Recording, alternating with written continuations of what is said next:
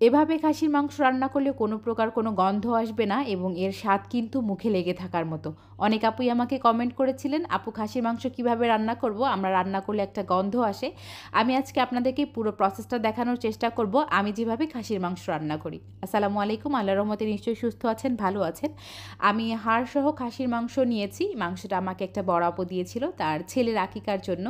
আমি বাটা মশলাগুলো ইউজ করছি। আমি দিয়েছি আদা বাটা, রসুন বাটা, জিরে বাটা, শুকনো মরিচ গুঁড়ো, দিয়েছি পরিমাণ মতো হলুদ এবং লবণ। মশলাটা পরিমাণ মতো দেওয়াটা খুব জরুরি, না হলে দেখা যায় মাংসে কোনো মশলাটা বেশি হয়ে গেলে একটা মশলার গন্ধ আসে। এরপর আমি মাংসটা খুব ভালো মতো হাত দিয়ে মেখে রেখে দিচ্ছি আধা ঘন্টার জন্য। এখন আমি কড়াইয়ে তেল দিয়ে দিয়েছি এবং দিয়েছি তেজপাতা, এলাচ এবং দারুচিনি। মশলাটা একটু খুব ভালো মতো ভেজে নিতে হবে এবং দিয়েছি গোটা শুকনো মরিচ ফালি করে। এই মশলাটার যখন সুন্দর একটা গন্ধ আসবে তখন আমি আগে থেকে ম্যারিনেট করা মাংসটাও কিন্তু দিয়ে দিয়েছি। এরপর চুলার জালটা একদম মিডিয়াম হিটে রেখে মাংসটা অনবরত নাড়াচাড়া করে কষিয়ে নিচ্ছি। এরপর আমি দিয়ে দিয়েছি পেঁয়াজের বেরেস্তা। এরপর আমি আবারও রান্না করা শুরু করেছি। আমি বললাম চুলার জালটা মিডিয়াম হিটে রেখে সময় নিয়ে মাংসটা কষিয়ে নিতে হবে। এরপর আমি পরিমাণ মতো গরম পানি দিয়ে মাংসটা ঢাকনা দিয়ে ঢেকে দিচ্ছি। এই পর্যায়ে আমার মাংসটা কিন্তু প্রায় কষানো হয়ে এসেছে, দেখতেই পাচ্ছেন। মাংসে খুব বেশি মশলা ব্যবহার করবেন না। খুব বেশি মশলা ব্যবহার করলে কখনোই মাংসে খুব বেশি স্বাদ হয় না, তাতে আরও খেতে বাজে লাগে। এই পর্যায়ে আমার মাংসটা একদম হয়ে গিয়েছে। আমি ভাজা গরম মশলার গুঁড়ি দিয়ে দিয়েছি। আর দেখতেই পাচ্ছেন মাংসটার কালারটা আলহামদুলিল্লাহ কত সুন্দর হয়েছে। আমি পুরো জাল রান্নাটা একদম চুলার জালটা মিডিয়াম হিটে রেখে সময় নিয়ে করেছি।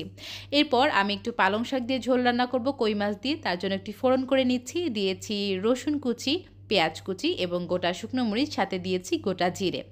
আমি ফোড়নটা খুব ভালো মতো ভেজে নিচ্ছি একদম ব্রাউন কালার করে। এরপর আমি ফোড়নটা তুলে রেখে দিচ্ছি। এখন আমি আরেকটা হাঁড়িতে পরিমাণ মতো তেল দিয়ে দিয়েছি এবং দিয়েছি পেঁয়াজ কুচি, সাথে দিয়েছি একটু রসুন বাটা এবং একটু জিরের বাটা, স্বাদ মতো লবণ, শুকনো মরিচের গুঁড়ো এবং হলুদ। এরপর আমি মশলাটা খুব ভালো মতো কষিয়ে নিচ্ছি। আমি আজ মাছটা ভেজে রান্না করব না, মাছটা আজ মশলায় কষিয়ে রান্না করব। দেশি কই মাছ কষিয়ে রান্না করলে বেশি ভালো লাগে খেতে। মশলার সাথে আমি মাছটা খুব ভালো মতো একটু মিশিয়ে নিয়েছি। এরপর পরিমাণ মতো গরম পানি দিয়ে দিয়েছি। মাছটা যখন হয়ে আসছে তখন আমি উপর থেকে পালং শাকগুলো দিয়ে দিয়েছি। শাক হতে তো খুব বেশি সময় লাগে না, এবং দিয়েছি স্বাদ মতো কাঁচামরিচ।